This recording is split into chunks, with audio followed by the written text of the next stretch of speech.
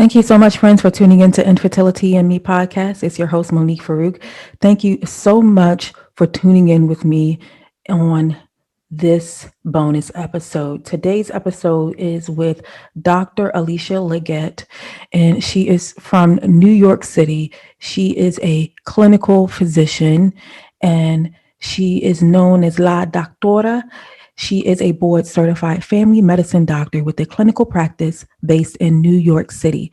She graduated with a bachelor's degree from Columbia University, and then she earned her MD degree from the University of Maryland, Baltimore.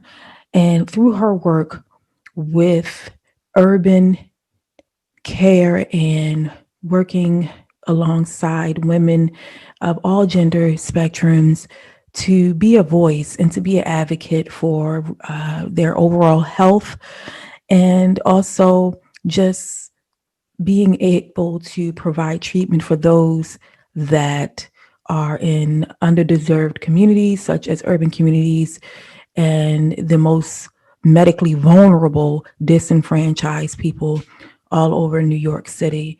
And she is a big advocate for reproductive health.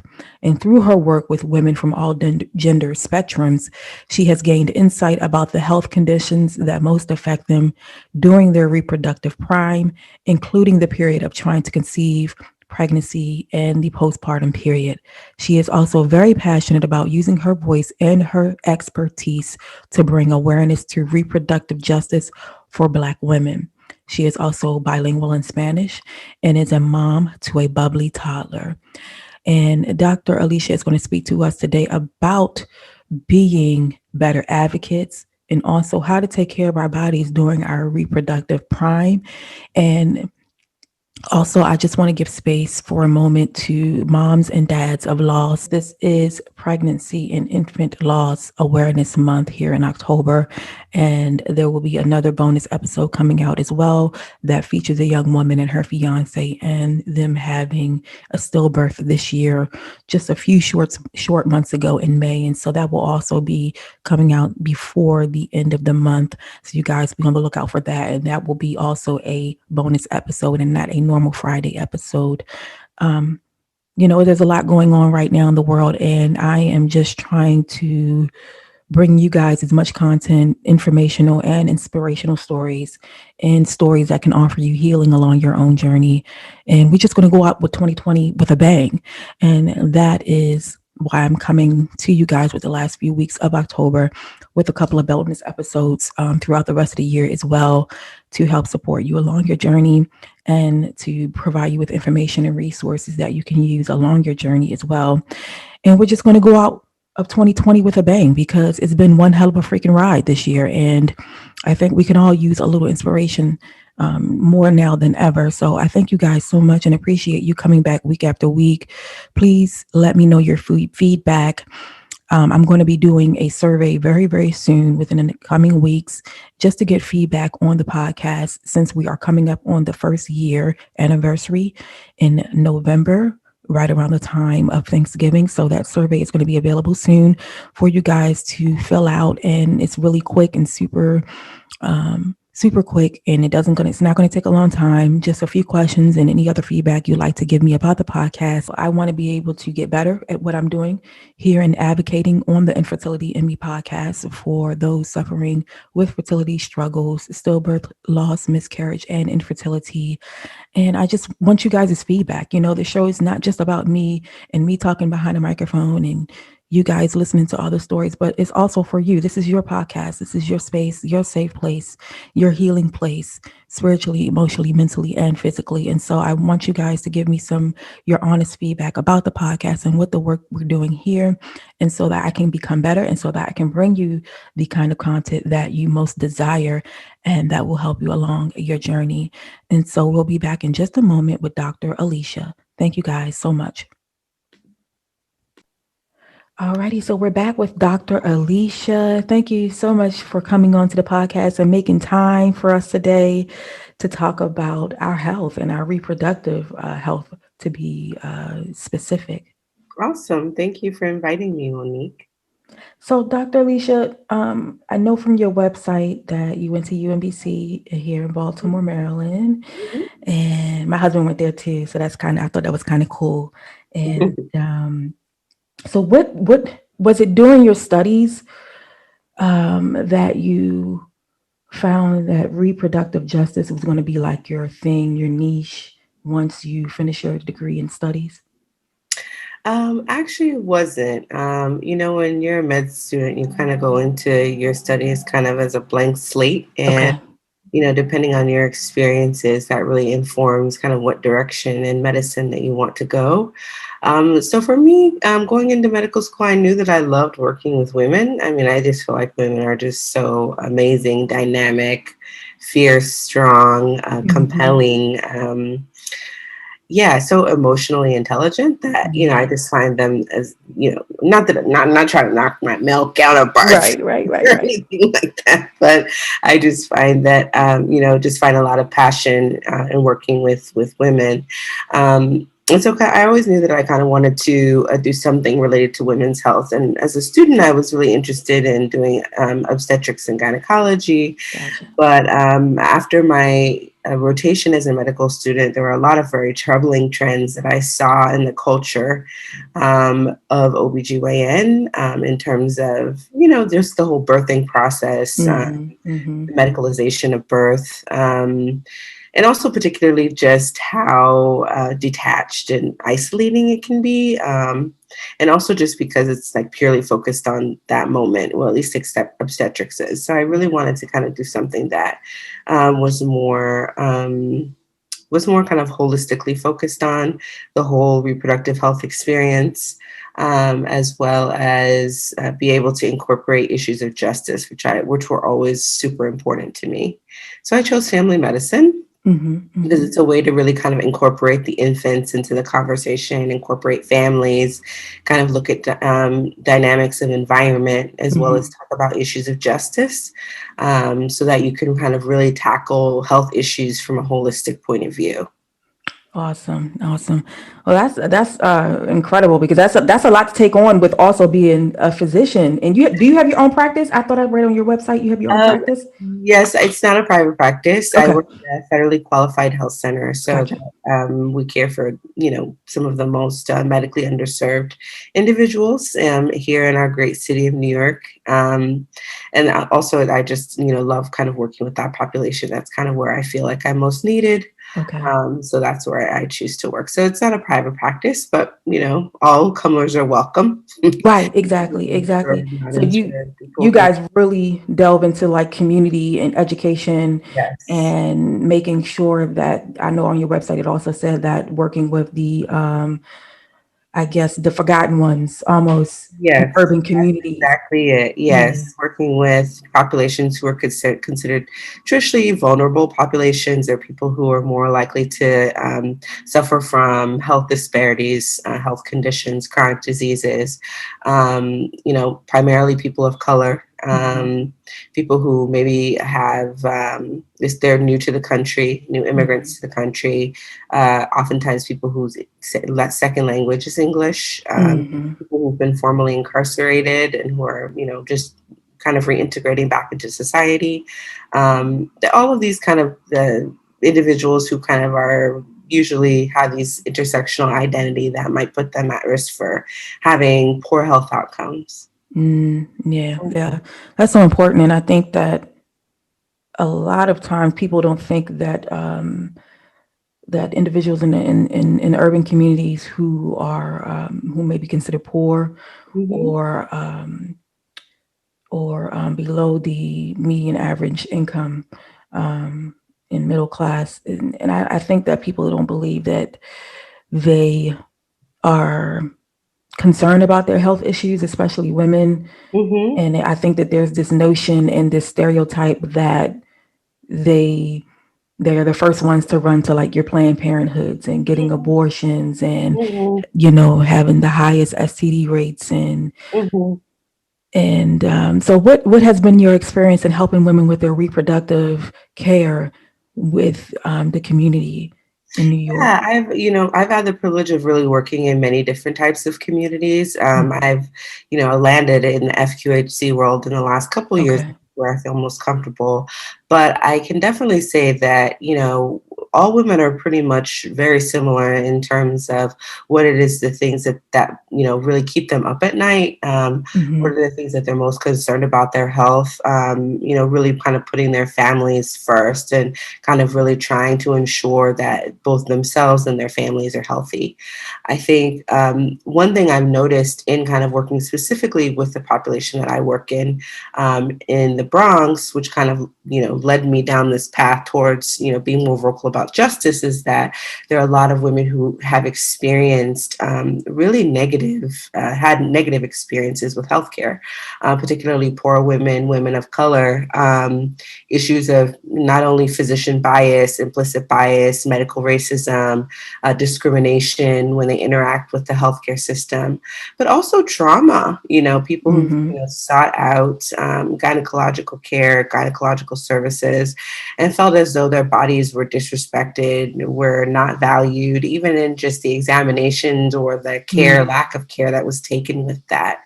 As you know, many women, regardless of their socioeconomic status or their station in life, may experience sexual trauma in their lives, sexual violence. It's not something that's uncommon. And with that, going to the doctor and having, to relive that or having some of those traumas, is kind of like ripping off a Band-Aid, right? Like creating these Mm-hmm. fresh wounds can also be equally as traumatizing, if not re-traumatizing.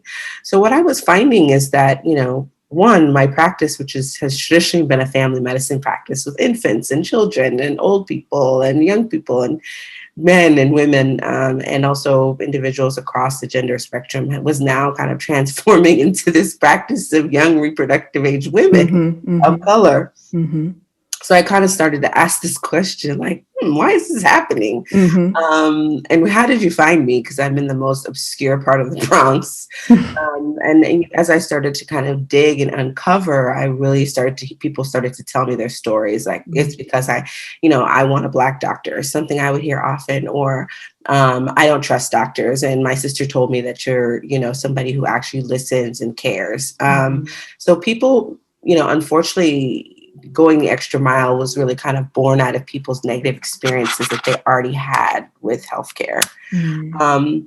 So then, in kind of starting to uncover some of these stories, which were actually quite traumatic to hear, and really, but I think in some respects, opened up wounds for me, because I've also, as a woman of color, have experienced those types of treatments in dealing with healthcare myself, because I'm not somebody who typically likes to put out there like, hey, I'm a doctor. When I go into the doctor's office, I don't even really like going to the doctor. And I will be the first to admit that I'm not super, trustful either. Yeah.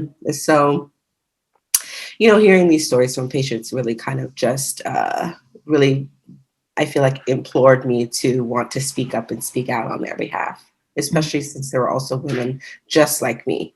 Yeah. Yeah. Mm-hmm. And when you said earlier that your tribe kind of like found you, right? Once Mm-hmm. you got started and people became, and the word got around that she was this compassionate, you're a compassionate doctor, a loving doctor, and a doctor who really is concerned about not just what you're there to do, but also the mental and physical state of your patients that you Mm-hmm. care for. So when your tribe started to find you and they started to share with you their reproductive issues, what were some of the patterns you started seeing, especially with Black and brown women, Hispanic women, Latino women, and such? And I know you're bilingual in Spanish, right? Mm-hmm. So what were some of the trends you started to see, or patterns that you started to see, as far as the issues they were having Mm-hmm. reproductive wise, Mm-hmm. things like having former abortions and something happening to their reproductive system, or them not trusting their bodies, or Mm-hmm. having emotional suppressions? What kind of were the things you started to really see patterns in? Yeah, I mean, there's a couple of things, a couple ways to think about this, because this issue, when it comes to Black women's and women of color in general, their experiences with healthcare is extremely complex, right? Yeah, And yeah.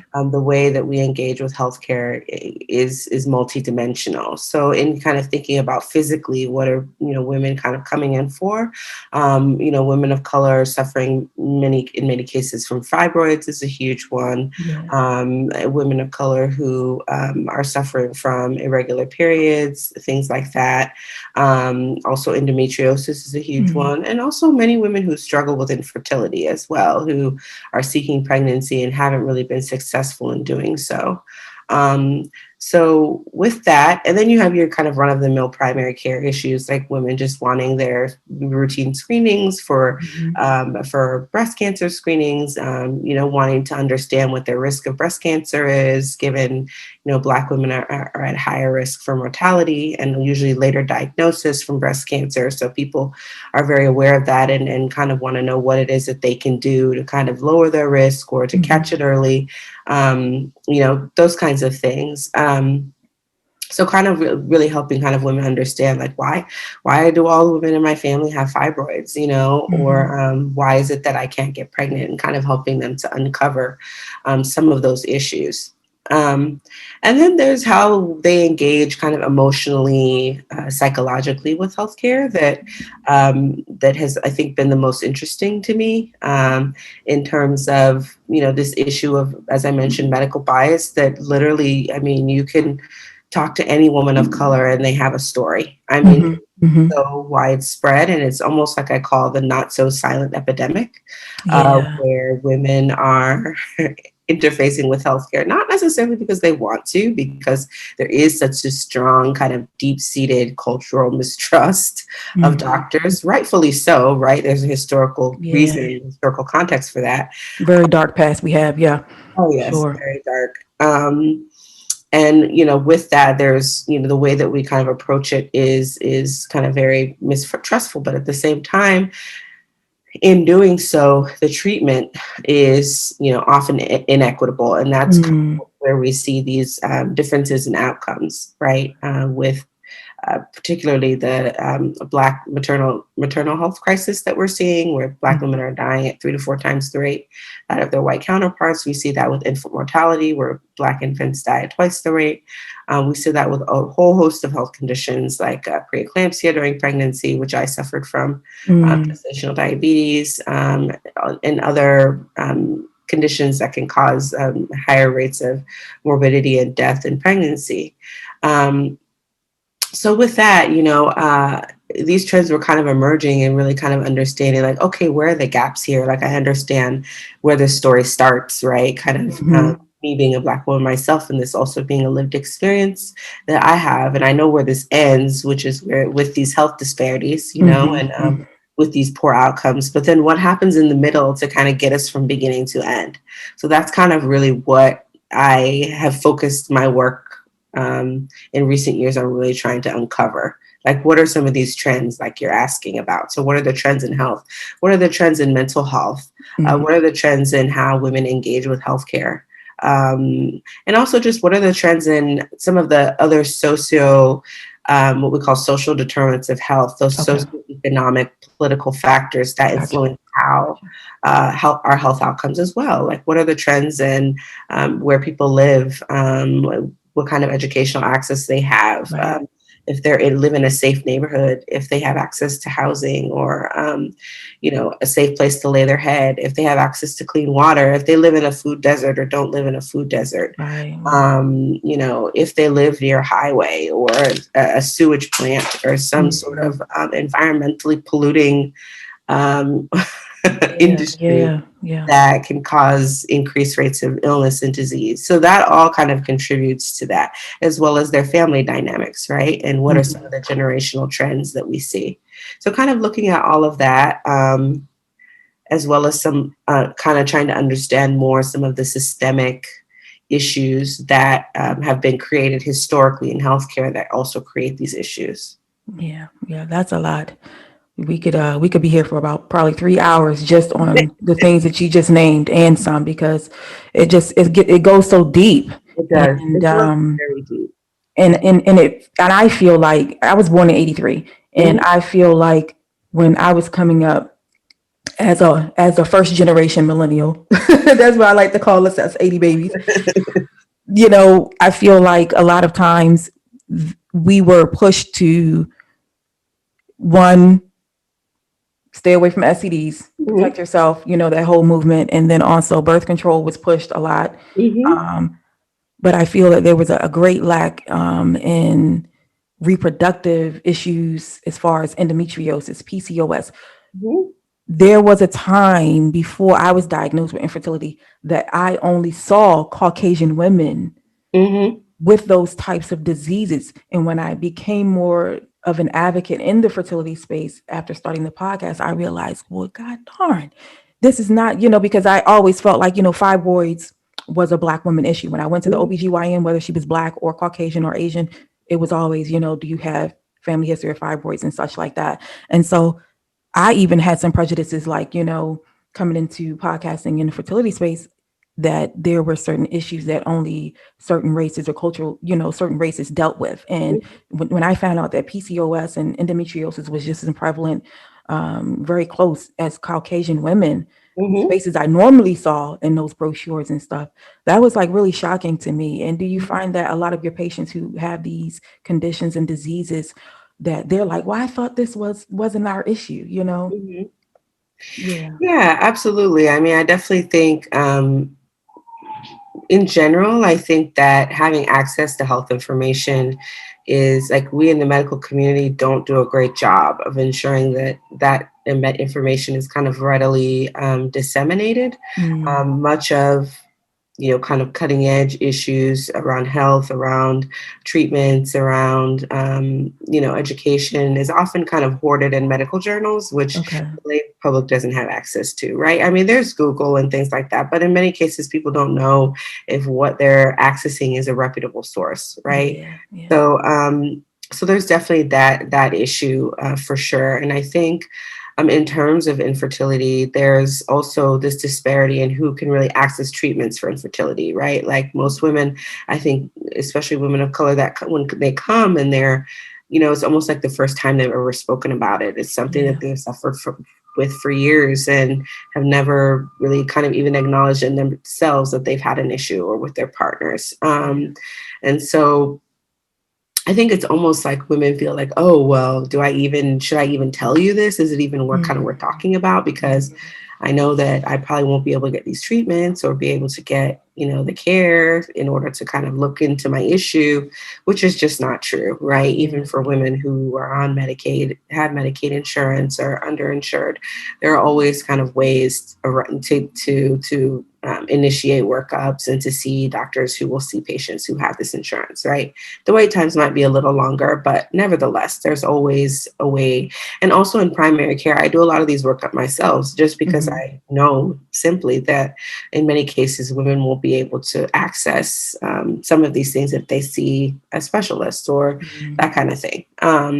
So I always, at least try to arrive at some of these answers and answer some of these questions for individuals, and at least give them the validation that what they Mm-hmm. experience is real, that it's something we should look into, that there are options for them, that they should remain in a space of positivity and optimism while we try to move through this journey and figure out what these issues are, right? Mm-hmm. And I think that's often a surprise to people, like, oh, there's something we can do now today in primary care. Yeah. Like, oh yeah, absolutely. There's lots of things we can do, blood work, and we can do imaging, and we can, kind of talk about what it is nutritionally that you could be doing, which is a huge part of it. Lifestyle wise, there's always kind of things that we can try first before kind of initiating invasive testing and things like that with specialists. So, so yes, I think, with some of these conditions, there definitely is an opportunity to teach around like healthy living as well, which, for example, things just like having healthy weight and also having a solid diet goes a long way in terms of improving fertility. Um, yeah. Yeah. I was going to ask you as well, have you ever had any women come in who um, come from a bloodline of heavier women, and Mm-hmm. maybe they were children, and when they were children, they were, a little heavier than their peers and things. Because I think that there's a couple of advocates I know of who speak about being obese, Mm-hmm. and some of the things that they talk about is having been obese as a child, and now their obesity has caused them, or is part of their infertility. Mm-hmm. And so I was going to ask you if you've ever encountered anyone like that in your clinic who kind of has a family history of obesity, and maybe they are overweight a little bit, and helping them navigate, not, I guess, how would I say it? Helping them navigate eating well Mm-hmm. and not so much focusing on being skinny, Yeah. if that makes sense. You know what I mean? Because somebody who was a child and was obese as a child, I feel like their genes are a little bit different, and it takes a little bit more work, or it takes a little bit more tweaking than, say, someone who, like me, who grew up very thin and is, not obese as an Mm-hmm. adult. And I think that, a lot of times they feel shame that, I'm this larger person, and this is causing my infertility, and they just go into this deeper despair of food and emotional eating, Mm-hmm. and Yeah. you know. Absolutely. I think to answer the first part of your question, yeah, so in terms of, obesity, it's, in kind of looking at this really deeply and kind of Mhm, looking at like family structures and dynamics. Oftentimes these things do run in families, right? Like, so whatever it is that I eat, my child eats, right? So if yeah. I'm a parent who's not necessarily focusing on healthy living and nutrition, then my child is also going to, have that same kind of attitude towards food, whether it's junk food or if I buy the junk food, I'm Mhm, shopping, that's what my child is going to eat. And unfortunately for children, there are, biochemical changes that really that are much more difficult to kind of reverse as an adult once your body has become adapted to having certain types of foods, right? So it definitely does kind of make the battle that much harder to overcome when you want to kind of, have healthy habits as an adult, which is why it's so important to teach children healthy habits, right? And it's not necessarily about weight. It's just about, making sure that you get your fruits and vegetables, making sure that you're not drinking sugary drinks. I mean, it's really kind of these simple things for kids that will then carry them into adulthood. Yes, I have seen a lot of women who do suffer from obesity, and also who are having issues of PCOS, and also issues of infertility. And one of the things that I just like to impress upon them is, why just kind of understand what their relationship is with food. I think because it really kind of starts from a psychological place in many cases, where people have used food as a way to, now, for many reasons. I mean, eating makes us feel happy, right? That's just not for people who are overweight, for everybody. Everybody loves to eat. absolutely, I sure do, for sure. Yes. Yes. But sometimes people can develop unhealthy relationships with food too. So that's kind of something that I like to explore with people is the only thing is it's kind of tough in the office because sometimes people are not completely aware of what it is they're eating. Sometimes people are eating unconsciously, or Mhm, they're also because the way that our food is produced in this country, and kind of going back to these social determinants, right? mhm, The way that our food is produced in this country is it's really produced with a lot more fat, a lot more salt and sugar than what's really necessary to yeah. kind of manufacture that product. So people are inadvertently taking in excessive amounts of these things completely unknowingly. Right. So I think part of it also is about like educating people on how you read nutrition labels. Like sugar has like 20 different names on a label, but Mhm, you wouldn't really mhm, know that if it says just sugar. And you're like, oh no, mhm. there's no sugar. But Yeah, it's yeah, got like corn syrup and all these other things. right. So just kind of understanding like how it is that you read food labels, and how it is that you can really structure your plate to be healthy. But also it's really interesting because our bodies will hold on to fat, even though people are trying to lose weight aggressively. Our bodies will really hold on to fat if you're like holding on to drama, or you're holding on to stress, Mm, or even you're just holding on to toxins, because a lot of toxins are stored in the fat cells. So there's a lot to kind of unpack there when you're trying to mm, help someone with they're getting healthy, and kind of with weight loss in their journey towards improved fertility. Yeah, because that's one of the services I saw you offered on your website was just focusing on the diet first Mm-hmm. before anything else comes about for reproductive care, right? Mm-hmm. And I was going to ask you if because I was recently talking to someone on Instagram and she's having a really difficult time with improving her diet. And she has PCOS and she's a little overweight as well, and which was a concern with her reproductive endocrinologist and everything. And she was just finding it really overwhelming. And I'm pretty sure a lot of your patients find it really overwhelming to like, where do I even start? Like, and so what are some ways that they can, I guess, understand food, like you were just saying, having an understanding for food? What Mm-hmm. are some ways that they can do that at home when they're away from you or any other specialist that they may see concerning diet and trying to get their body to its fullest potential while they're going through reproductive assistance? Um, Yeah. So definitely the reproductive specialists are going to recommend nutrition and lifestyle changes. That's usually kind of the first thing they recommend, even though they're, going to start kind of with their workups and trying to figure out what the issue is. They also always recommend that, right? Like yeah. make sure you're healthy. First thing. Yeah, first thing. But for some people, they're like, what is that? I don't know what that Mm-hmm. is. Like, Mm-hmm. it's like a million, it literally is a million things, right? Yeah. But I think a good place for people to start is just, if you're trying to get healthy with your diet, it's just starting by cooking your own food. It's just, Mm-hmm. you'd be surprised. I mean, you can cut the calories and the salt and the sugar by a third by just preparing that the food yourself.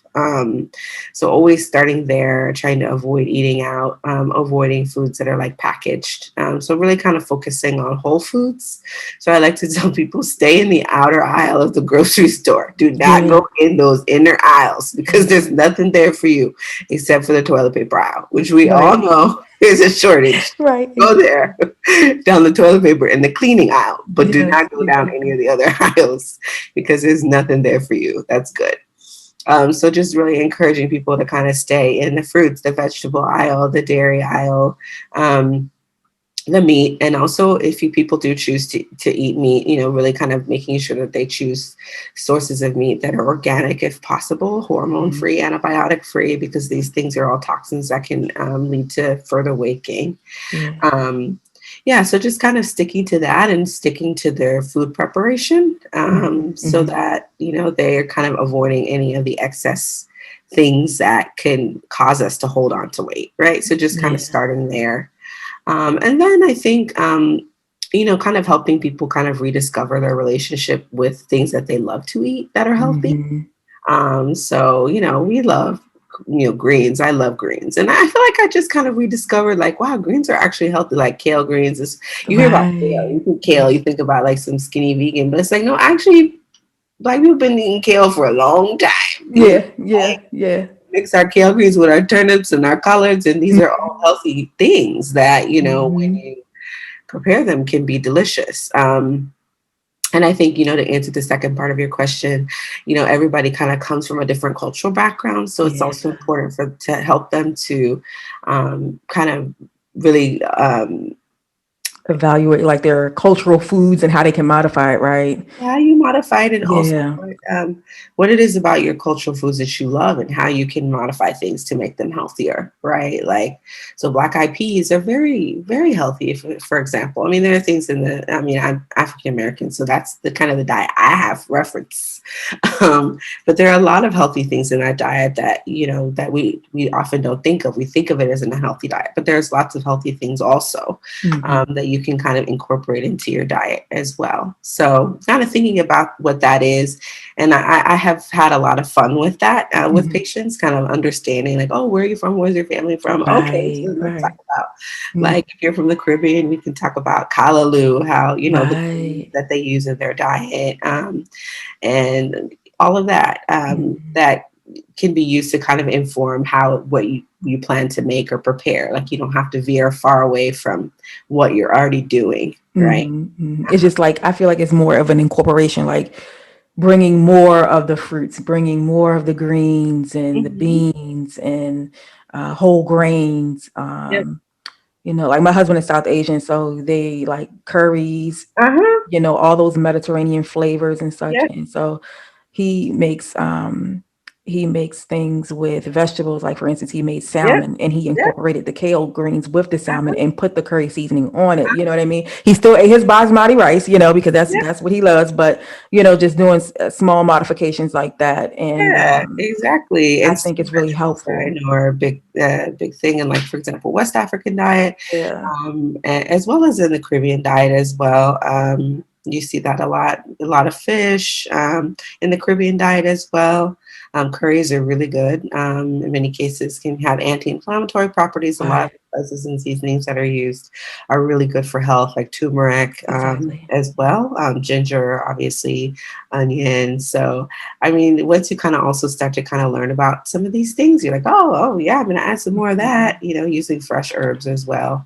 Yeah. So yeah, I mean, I think eating and nutrition can be fun. You just have kind of Yeah.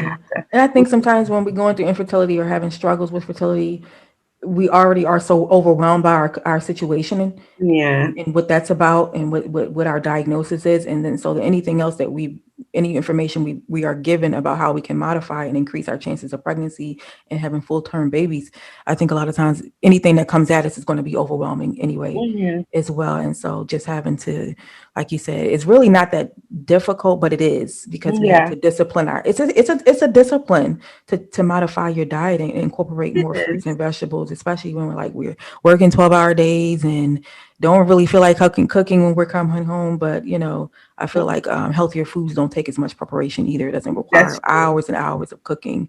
Yeah. And Yeah, that's yeah, I know also that the infertility journey can be very difficult for women. So, yeah, I just like to meet people where they are. If they're not quite ready for the information, that's okay. Whatever it yeah. is that they're ready to receive, that's the information that I can give.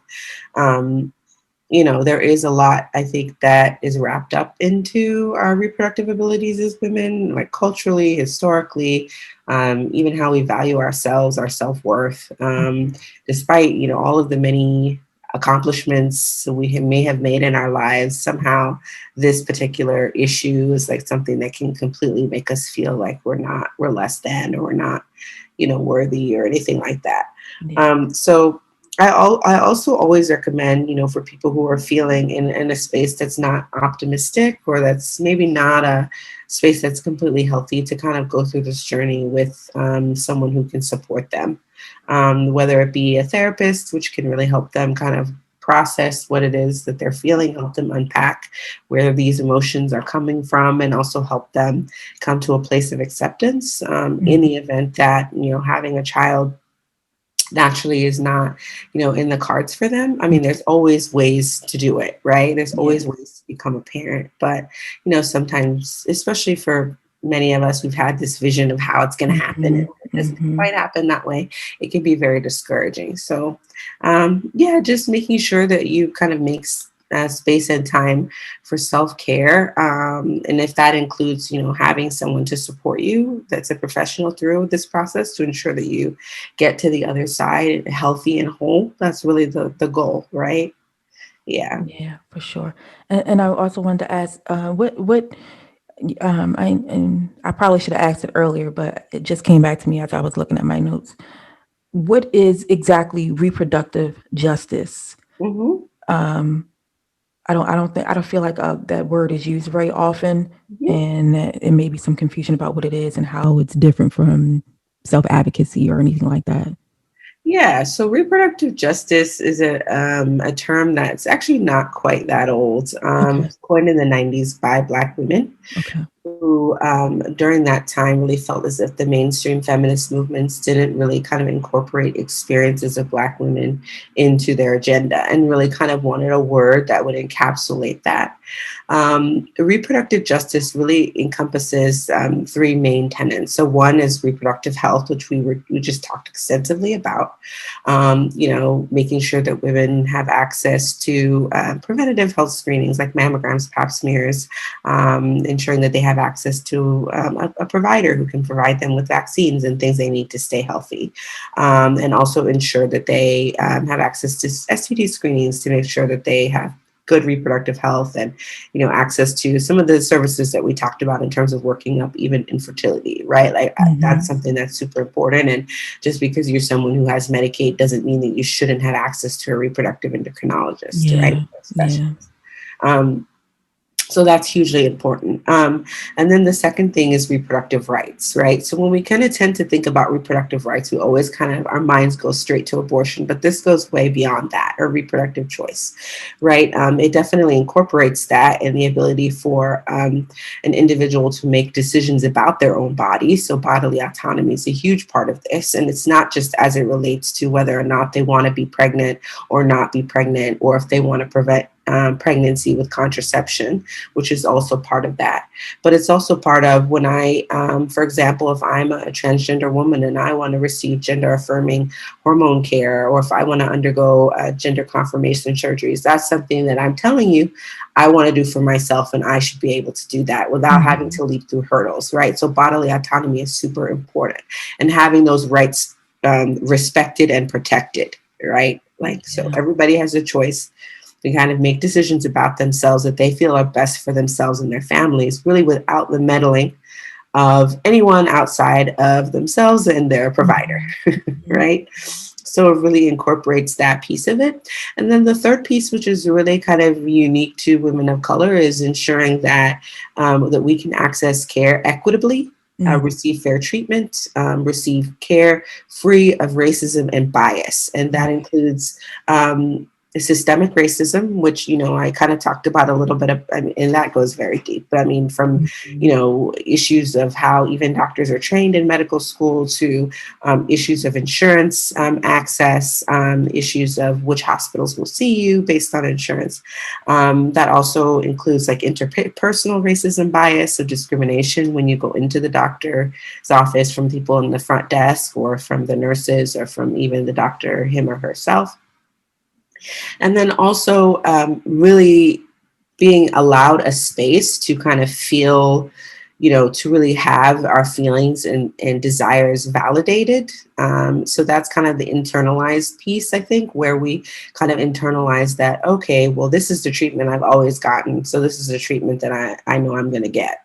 Right. And so I'm just not going to go to the doctor. Right. So we should really be trying to, in healthcare, encourage individuals who are at the highest risk for having poor health outcomes to access care. We should make it easier for them. So that's also kind of part of the bias. So really just, and the very last piece, which incorporates the social determinants of health, which is, I want to be able to, and every person should have the right to raise their child in a fruitful environment, right? In an environment that's kind of free from police harassment or free from pollution, free from crime, an environment that has schools, good schools, that has clean water, where they have access to heat, just kind of these basic things, which, really dramatically impact someone's fertility, right? And also healthy food, which we were just talking about, right? So all of those things are kind of justice issues, which is why, now this time more so than ever is super critical that we kind of understand our reproductive journeys in terms of justice, right? Like, so we have an election coming up. Right. There are a lot of reproductive justice issues on the line here that, some of the things I just named, right, that are like on the line here. And so we all kind of need to rally around that and understand that our experiences as women of color, it is essentially a justice issue, especially as long as racism continues to permeate our systems as deeply as it does, right? Yeah, absolutely. Yeah, I couldn't have said it better myself. You're the professional anyway. I'm just an advocate, giving spotlight to. Yeah, absolutely. And I'm finding myself becoming more interested in the advocacy side and the political side of healthcare, Mm-hmm. not just for Black and brown women. Well, we're all brown, but not just for women of color, but for women in general, because I think that we forget sometimes that being a woman is a minority. Mm-hmm. And then when you are brown, it's a double minority. And so Mm-hmm. it's important for all women to get out there and to use use this time to make a decision about your health care and the health care of other people and the women in your life by voting Mm-hmm. and really taking action, with this particular election being really, really super duper important this year. Mm-hmm. And knowing how your local state handles reproductive health too as well. Mm-hmm. Um, yeah, I agree. It's really imperative right now that we all get on the ball and do our part by voting. Mm-hmm. Yeah, for sure. Absolutely. And I love that you mentioned local elections because, we often tend to focus on the federal elections, which is also Yeah. important. However, it's really, as, right now we're kind of in this period where there's a Supreme Court nominee confirmation Mm. going on, and there's the threat that the court is going to swing in a conservative, the pendulum is going to swing toward conservatism. And so there's some of these reproductive rights are really going to start to be rolled back. But what's really going to provide that protection is where you live, right? Like what Mm-hmm. state you live in, and if those rights are protected locally. Yeah. Um, and so, yeah, local elections are critical to ensure that rights are protected despite what's happening at the federal level. Yeah, for sure. If there's any other words of encouragement, Dr. Alicia, that you'd like to give to listeners, it's specifically in going into the elections or going, because it's the holiday time, and I feel like it's a really triggering time Mm-hmm. for reproductive health. And another year goes by, and I'm not pregnant, whether you're Mm-hmm. single, lifelong partner, or married. And I think that it's yeah, just any words of encouragement you can offer those. Um, Being that it is a new year coming up and feeling like we're still stuck where we were last year, a couple years ago. Yeah. Yeah, I mean, I know that it is extremely, can be a very difficult journey to kind of walk through. And as I mentioned before, can really kind of bring up a lot of pain, particularly as it relates to your family and your relationship to them. However, I just, encourage all women to stay encouraged and to stay optimistic. I've heard stories of women who, after a decade, have been able to and several rounds of reproductive technology have been able to get pregnant naturally, miraculously. Nobody knows Yeah. how, but it happened. Yeah. Um, so just kind of not to give up that hope, but also not letting it kind of drag you to a place of desperation and despair, because your body, those sentiments are not just sentiments, right? They're Mm-hmm. actually biochemical changes that happen in your body that make it Mm-hmm. such that your body's like, oh well, she's feeling this way, so this isn't something we should be doing right now anyway. It's very interesting how that happens with hormonal changes and things that can change with our stress levels. So, you're just encouraging a place, some optimism, and of course, going through this journey with support if needed. I think what you're doing is amazing and providing a voice to women who have issues of infertility, and also from shedding a light on it that's, kind of very positive, which I love about your Instagram page. Is Thank it you. funny? But it's also very encouraging and uplifting, which I think a lot of women need who are going through this journey at this time. Yeah, for sure. I Mhm. totally agree. Dr. Alicia, can you give us your social media handle? And then as well as your website, and I'll have it linked in the show notes too, as well, for others to connect with you, especially if they're local to you too. Okay. Yeah, absolutely. I'm at Happy Healthy Dr. Alicia on Instagram. I'm also at Happy Healthy Dr. Alicia on Facebook. You can also find me on my website at www.empowerhealthcoaching.net. Um, yes, and I'm happy to, provide consults or even just provide support. sometimes people just reach out for support, and I'm happy to provide that too. Awesome. And thank you so much, friends, for tuning into Infertility and Me. You heard it here first with Dr. Alisha and reproductive justice and care, and also taking care of our bodies holistically. Thank you so much, friends, for tuning in to today's episode. Peace and blessings.